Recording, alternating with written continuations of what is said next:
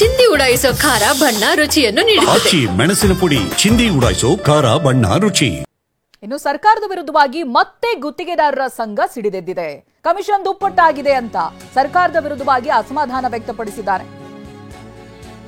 ಟಿವಿ9 ನಲ್ಲಿ commission big exclusive story ಇದು. ಏನ್ ಆರೋಪ ಮಾಡ್ತಾ ಇದ್ದಾರೆ ಅನ್ನೋದನ್ನು ಕೂಡ ಹೇಳ್ತೀವಿ. ಸಿಎಂಗೆ ಪತ್ರವನ್ನ ಬರೆದು ಗುತ್ತಿಗೆದಾರರ ಸಂಘ ಆಕ್ರೋಶ ವ್ಯಕ್ತಪಡಿಸಿದೆ.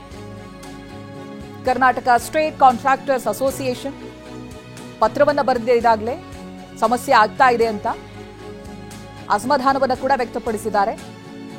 ಈ ಹಿಂದೆ ಬಿಜೆಪಿ ಸರ್ಕಾರ ಇರುವಾಗಲೂ ಕೂಡ ನೀವು ಗಮನಿಸಿರಬಹುದು 40% ಕಮಿಷನ್, ಪೇ ಸಿಎಂ ಅಂತೆಲ್ಲ ಸ್ಟಿಕ್ಕರ್ಗಳನ್ನೆಲ್ಲ ಅಂಟಿಸಿ, QR ಸ್ಕ್ಯಾನರ್ಗಳನ್ನೆಲ್ಲ ಅಂಟಿಸಿ ಯಾವ ರೀತಿಯಾಗಿ ಆಕ್ರೋಶವನ್ನ ವ್ಯಕ್ತಪಡಿಸಿದ್ರು ಅಂತ ಇಡೀ ರಾಜ್ಯಾದ್ಯಂತ. ಇದೀಗ ಮತ್ತೊಮ್ಮೆ ಗುತ್ತಿಗೆದಾರರು ಅಸಮಾಧಾನ ವ್ಯಕ್ತಪಡಿಸಿದ್ದಾರೆ. ಬಾಕಿ ಹಣ ಬಿಡುಗಡೆಗೆ ತೀವ್ರ ಆಗ್ರಹಿಸಿದ್ದಾರೆ. 33,000 ಕೋಟಿ ಹಣವನ್ನ ಸರ್ಕಾರ ಉಳಿಸಿಕೊಂಡಿದೆ. ಗುತ್ತಿಗೆದಾರರ ಬಾಕಿ ಹಣವನ್ನ ಸರ್ಕಾರ ಉಳಿಸಿಕೊಂಡಿದೆ. ಹಿಂದಿನ ಸರ್ಕಾರಕ್ಕಿಂತ ಇದೀಗ ಕಮಿಷನ್ ದುಪ್ಪಟ್ಟಾಗಿದೆ ಅಂತ ಆರೋಪಿಸಿದ್ದಾರೆ.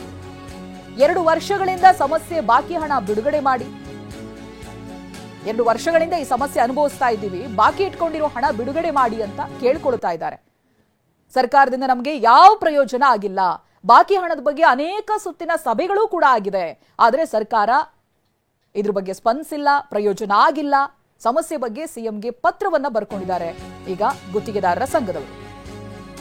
ನಮ್ಮ ಮೇಲೆ 40% ಕಮಿಷನ್ ಆರೋಪ ಮಾಡಿದ್ರು, ಅದು ಸುಳ್ಳು. ಗುತ್ತಿಗೆದಾರರು ಕಾಂಗ್ರೆಸ್ ವಿರುದ್ಧವೇ ಆರೋಪವನ್ನ ಮಾಡ್ತಿದ್ದಾರೆ. ಇದು ಬೆಂಗಳೂರಿನಲ್ಲಿ ಶಾಸಕ ಅಶ್ವಥ್ ನಾರಾಯಣ್ ಕೊಟ್ಟಿರೋ ಹೇಳಿಕೆ. ಗುತ್ತಿಗೆದಾರರ ಆರೋಪಕ್ಕೆ ಸರ್ಕಾರ ಸ್ಪಷ್ಟೀಕರಣ ಕೊಡಬೇಕು. ನಮ್ಮ ಮೇಲೆ ಆರೋಪ ಬಂದಾಗ ರಾಜೀನಾಮೆ ಕೇಳಿದ್ರು ಇವರು. ಈಗ ಸಿಎಂ ಡಿಸಿಎಂ ರಾಜೀನಾಮೆ ಕೊಡ್ತಾರಾ ಅಂತ ಅಶ್ವಥ್ ನಾರಾಯಣ್ ಪ್ರಶ್ನೆ ಮಾಡಿದ್ದಾರೆ. ಈ ಹಿಂದೆ 40% ಕಮಿಷನ್ ಆರೋಪ ಇತ್ತಲ್ಲ, ಅದ್ರ ಬಗ್ಗೆ ಕೂಡ ಪ್ರಸ್ತಾಪ ಮಾಡಿದರು. ಇವರ ಮೋಸದ ಕಪಟ ಮಾತುಗಳಿಗೆ ಬಲಿಯಾಗಿ ಇವರ ಮಾತುಗಳನ್ನು ನಂಬಿ ಇವರಿಗೆ ಪೂರಕವಾಗಿ ಅವತ್ತೆಲ್ಲ ಹೇಳಿಕೆಗಳು ಕೊಡುವಂಥದ್ದಾಗಿತ್ತು.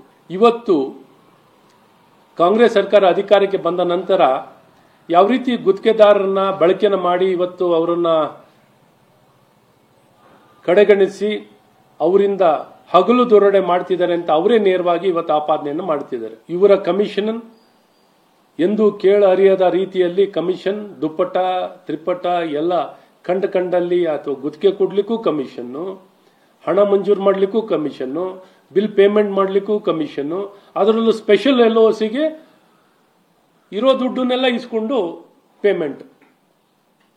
ಸೊ ಹಾಗಾಗಿ ಒಬ್ಬ ಗುತ್ತಿಗೆದಾರನ್ನ ಅವನಿಗೆ ಬದುಕಿ ಯಾವುದೇ ಕೆಲಸವನ್ನು ಮಾಡಲಿಕ್ಕೆ ಸಾಧ್ಯವಿಲ್ಲದ ಸಾಲದ ಸುಳಿವಲ್ಲಿ ಸಿಗಾಕೊಂಡು ಇವರ ಬಲಿಪಶು ಆಗಿರುವಂಥದ್ದಿದೆ. ಆಪಾದನೆ ಮಾಡ್ತಿರ್ಬೇಕಾದ್ರೆ ಇವರಿಗೆ ಸಾಕ್ಷಿ ಇಲ್ಲದೆ ಆಪಾದನೆ ಮಾಡ್ಲಿಕ್ಕೆ ಆಗಲ್ಲ.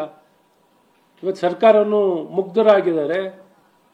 ಸರ್ಕಾರ ಇದಕ್ಕೆ ಉತ್ತರನೂ ಸಹ ಕೊಡ್ತಿಲ್ಲ, ಉತ್ತರನೂ ಕೊಡಕ್ಕಾಗ್ತಿಲ್ಲ, ಸ್ಪಷ್ಟತೆಯನ್ನು ಕೊಡಕ್ಕಾಗ್ತಿಲ್ಲ. ನಾವು ಭ್ರಷ್ಟಾಚಾರಿಗಳಲ್ಲ ಅಂತ ಹೇಳುವಂತ ಒಂದು ಮಾತನ್ನು ಹೇಳಲಿಕ್ಕಾಗ್ತಿಲ್ಲ. ಇವರು ಆಪಾದನೆ ಮಾಡಿ 3 ದಿನ ಆಯ್ತಾ, 3 ದಿನ ಆದ್ರೂ ಉತ್ತರ ಇಲ್ಲ.